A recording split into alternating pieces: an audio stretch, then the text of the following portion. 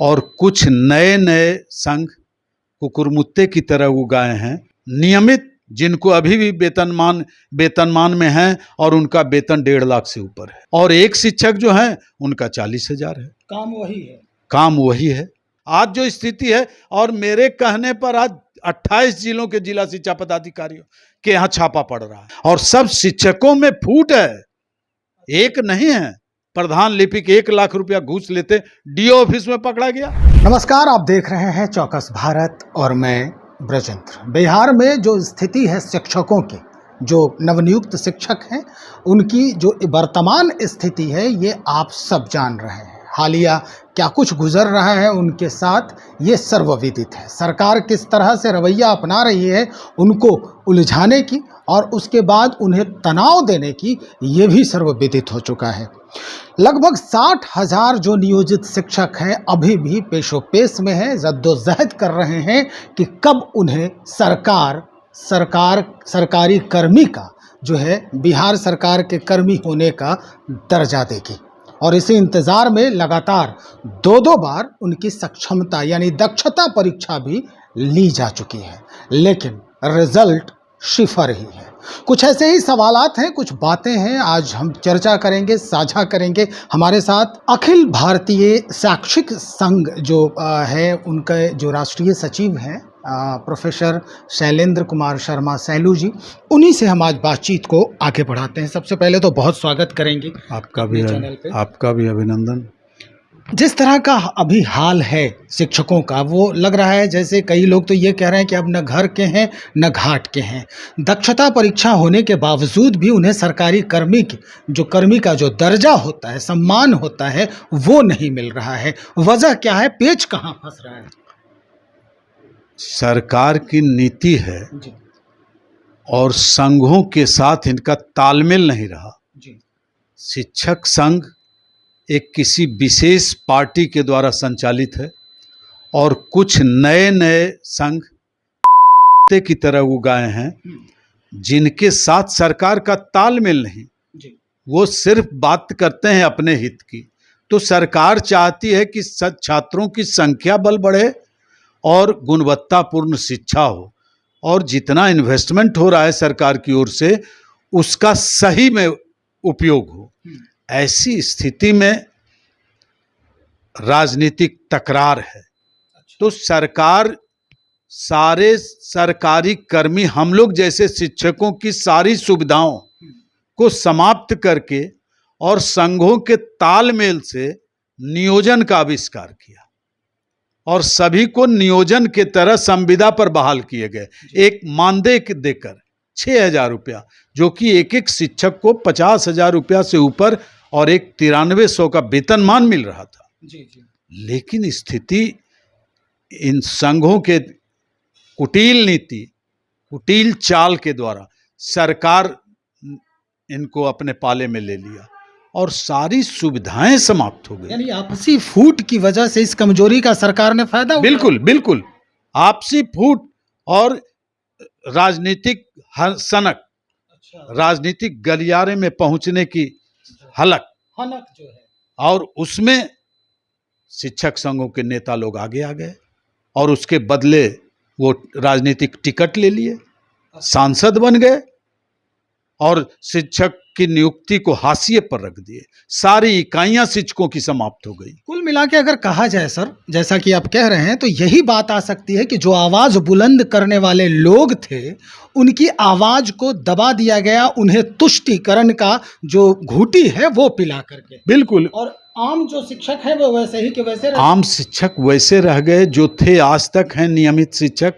एक और कई प्रकार के शिक्षक विद्यालयों में आ गए, नियमित, जिनको अभी भी वेतनमान में हैं और उनका वेतन 1.5 लाख से ऊपर है। और एक शिक्षक जो है उनका 40,000 है। काम वही है। एक बीपीएससी के शिक्षक आए हैं उनका कम है, फिर अभी विशिष्ट शिक्षक आए हैं उनका कम है। 4 तरह के अतिथि शिक्षक, विशिष्ट शिक्षक, नियोजित शिक्षक, बीपीएससी शिक्षक, नियमित शिक्षक, 5-7 तरह के शिक्षक हैं। TRET, TRE3, TRE1, क्या क्या, और सब शिक्षकों में फूट है, एक नहीं है, सबके संघ अलग है। बिल्कुल, और सबकी मानसिकता अलग है। अटेंडेंस बनाने की स्थिति अभी ऑनलाइन हो गया। अब छात्रों की उपस्थिति का क्या होगा? ये नौकरशाह अपना वो सिक्का चला रहे हैं, क्योंकि शिक्षा मंत्री भी एक आईपीएस नौकरशाह रहे हैं जी। और उनको शिक्षा से कोई संबंध नहीं रहा। और दूसरे आईएएस महोदय एस सिद्धार्थ महोदय, ये तो और डॉक्टरेट हैं आईटी में। और तीसरे बिहार विद्यालय परीक्षा समिति के अध्यक्ष, यह भी मुलाजिम है सरकार के। और ये अपना सिक्का चला रहे हैं। माननीय मुख्यमंत्री की घोषणा थी विद्यालयों को 10 से 4 चलाने की और शनिवार को हाफ डे करने का, जो पुरानी परंपरा है उसको ये लोगों ने माना नहीं। इसके पूर्व भी मैंने के पाठक जी का विरोध किया था। मैं अकेला शिक्षक संघ का नेता जो अकेला विरोध करता रहा। मेरा क्लिप देखते रहे अपने चैम्बर में। कहीं की बहुत बोलता है, कौन नेता है ये? बिल्कुल स्पष्ट बोलते थे, साक्ष्य के साथ बोलते थे। आज जो स्थिति है, और मेरे कहने पर आज 28 जिलों के जिला शिक्षा पदाधिकारियों के यहाँ छापा पड़ रहा है। कोई न कोई, कल ही परसों एक प्रधान लिपिक 1 लाख रुपया घूस लेते डीओ ऑफिस में पकड़ा गया। और जितने डीओ और डीपीओ सस्पेंड हुए, पकड़े गए भ्रष्टाचार के, उनको सबको अब एससीईआरटी में प्रमोट करके रख दिया गया। 2 महीने में सस्पेंशन उठा लिया गया। तो जितने भ्रष्ट हैं वो अभी एससीईआरटी में डंप हो गए हैं। क्या प्रशिक्षण देंगे हाँ शिक्षकों को? वहां देखा जाए तो काला अध्याय में अंकित लोग वहां पर सब डिप्यूट हुए हैं। अच्छा। उसमें पटना जिले के एक डीओ भी 2 महीना पहले सस्पेंड हुए थे और फिर वहां डिप्टी डायरेक्टर हो गए। सर, एक जो महत्वपूर्ण बात है वो याद आ रही है अभी जो आप चर्चा कर रहे हैं, वो यही कि बस एक ही उल्लू काफ़ी है बर्बाद गुलिस्ता करने को। यहाँ तो कह रहे हैं आपकी हर डाल पे उल्लू बैठा है। अंजाम में गुलिस्ता क्या होगा? अभी जो स्थिति बनी हुई है, मैं पटना की बात कर रहा हूँ। जाकर देखिए आप, कितनी महिला शिक्षिका मातृत्व अवकाश के लिए, कुछ पुरुष शिक्षक अध्ययन अवकाश के लिए, चिकित्सा अवकाश, जाके देखिए तो पेंशनधारी शिक्षक लाइन लगाए हुए हैं। लेकिन इतने भ्रष्ट लोग हैं यहाँ कि 3 महीना पहले 50,000 घूस लेते पकड़ा गया एक लिपिक, 1 लाख रुपया लेते परसों पकड़ा गया।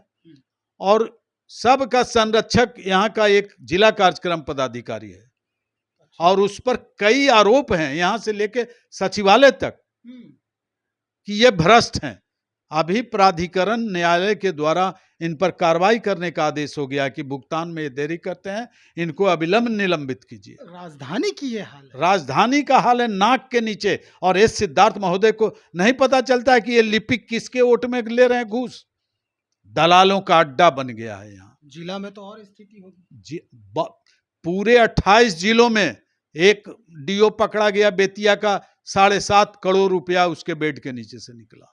बोलिए कितना शिक्षा के क्षेत्र में शिक्षकों की ये जो प्रताड़ना है, जो भविष्य का निर्माता है, जो दिन भर विद्यालय में रहता है और 4 बजे के बाद आता है यहाँ जिला कार्यालय में और कहते हैं कि ऑनलाइन कर दीजिए एप्लीकेशन, 3 दिन के अंदर स्वीकृति मिलेगी। बिल्कुल ये घोषणा है, यह नौकरशाही है, तानाशाही है, उत्पीड़न का ये लोग ठेकेदार है। क्या शिक्षा में गुणात्मक परिवर्तन होगा? क्या गुणवत्तापूर्ण शिक्षा देंगे? क्या गुणवत्तापूर्ण शिक्षक? इसके पूर्व में मंत्री राजद के प्रोफेसर चंद्रशेखर ने कहा था कि यहाँ के शिक्षकों को मुझे ये नहीं चाहिए नियुक्ति, यहाँ के शिक्षकों की मैं नियुक्ति नहीं करूँगा, कारण कि ये गुणवत्तापूर्ण शिक्षक नहीं है, इनमें इनपुट और आउटपुट की कोई ज्ञान नहीं है। ये तो हालात हैं, शिक्षकों पर उंगली उठाते हैं। और आज भी आईएएस आईपीएस में नंबर लगा हुआ है। यूपीएससी मतलब के ये एग्जाम। बीपीएससी का जो खेल है कि भाई हम बीपीएससी के तहत ले रहे हैं, बिहार लोक सेवा आयोग, एक भौकाल जो कहते हैं बनाना, तो ये हो रहा है, दक्षता इसके द्वारा ली जा रही है। परीक्षा आपने जैसा कहा टीआरई 1, टीआरई 2, 3, 4, हाँ पता नहीं कितना टीआरई अब हाँ, आएगा। तो ये क्या है फिर, किसको ये धोखा हो रहा है, किसको धोखा दिया जा रहा है? ये जो सरकार और नौकरशाह की मिली भगत से, जी। अतुल प्रसाद जो पूर्व अध्यक्ष थे, मेरे ही विद्यालय सर जी डी पाटलिपुत्रा के प्रोडक्ट थे। अभी कई आईएएस हैं मेरे विद्यालय के, पूरे भारत में अच्छा।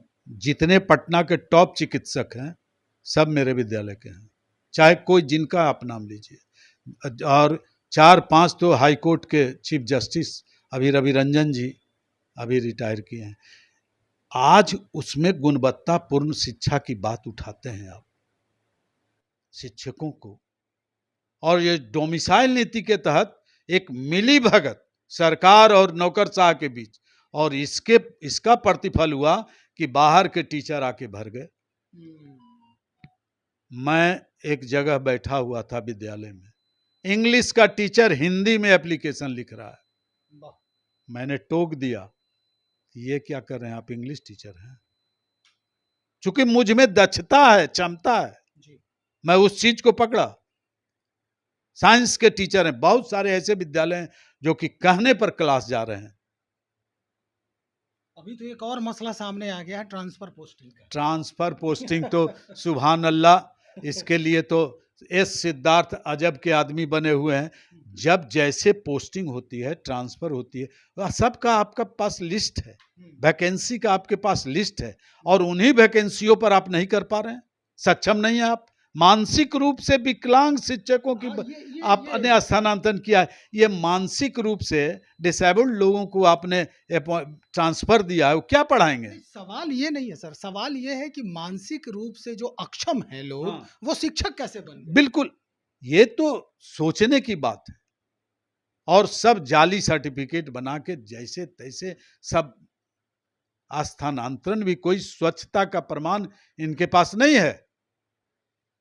महिलाओं को स्थानांतरण आपने 400 किलोमीटर, 300 किलोमीटर, अभी जो प्रधानाध्यापक का मामला है, महिला अप्लाई जितनी की है वो सबको पटना का, सबको पूर्णिया, कटिहार, समस्तीपुर, दरभंगा, सैकड़ों महिला हैं अभी हेडमास्टर के पुल में। बोलिए क्या बात है? क्या करेंगे सर अब आप लोग, संघ क्या करेगा? संघ आवाज उठाएगी जी। और संघ भी पॉलिटिकल है। जो संघ अभी 25 से धरना देने जा रही है वो पॉलिटिकल धरना है। कुछ चुनाव का हम लाभ लें, कुछ टिकट के बंटवारे में हमारा भी कुछ शेयर मिले और कुछ हमारे लोग हों, लेकिन जो शिक्षक प्रतिनिधि हैं सरकार से लेकर विरोधी तक, बोलते बोलते अब शायद चुप्पी साध लिए हैं। आचार्य विनोबा भावे के भूदान आंदोलन की तरह विनोबा भावे भी 6 महीना चुप्पी साधते थे, लिखते थे। आज स्थिति भयावह है, शिक्षकों को देखने वाला, उनकी समस्याओं का हल करने वाला कोई नहीं है। निदान कैसे? निदान निकलने का सवाल नहीं है। अच्छा। इनको वेतन मान दिया जाए, इनको स्थानांतरण के लिए सेवा शर्त नियमावली के अनुसार किया जाए।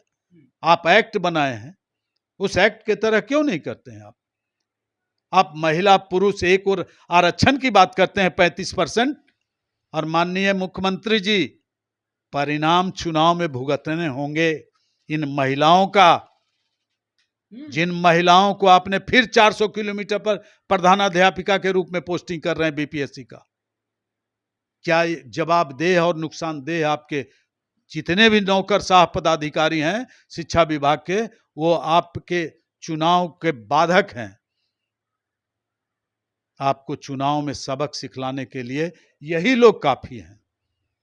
चलिए सर, बहुत शुक्रिया जानकारी देने के लिए। प्रोफेसर शैलेंद्र कुमार शर्मा शैलू जी से बातचीत कर रहे थे। हालांकि जिस तरह से बातचीत हुई और जो गंभीरता है इस पूरे मसले की, वो निश्चित तौर पर काबिले गौर है। सरकार को गौर करने की आवश्यकता है कि क्या कुछ चल रहा है इस पूरे संगठन के अंदर, यानी शिक्षा विभाग के अंदर। कहा तो ये जा रहा है कि भाई जो संघ के प्रणेता होते हैं वही फिर अपने जो कहते हैं अपनी जो इच्छा है उसे प्रकट करते हैं और उसकी पूर्ति होती है, फिर वो खुद अलग हो जाते हैं इस पूरे विधि व्यवस्था से। तो ऐसे में अगर कोई परेशानी से जूझता है तो वो आम शिक्षक ही होते हैं, जो कभी उनकी बातों पर जयकारा लगा रहे होते हैं, जो हाथ खड़ा कर रहे होते हैं। खैर, चलिए देखते हैं सरकार सुनती है अथवा नहीं सुनती है। अगर सुन लेती है तो फिर जैसा कि इन्होंने कहा कि तुम्हारी भी जय जय, हमारी भी जय जय, अदरवाइज भुगतने की भी बात कही जा रही है। तो अब समझना खुद मुख्यमंत्री जी को है कि क्या कुछ परिणाम इसके लिए क्या डिसीजन लेते हैं वो। बहुत शुक्रिया, और भी खबरों को बहुत जल्द लेकर हाजिर हो रहे हैं, बने रहिएगा।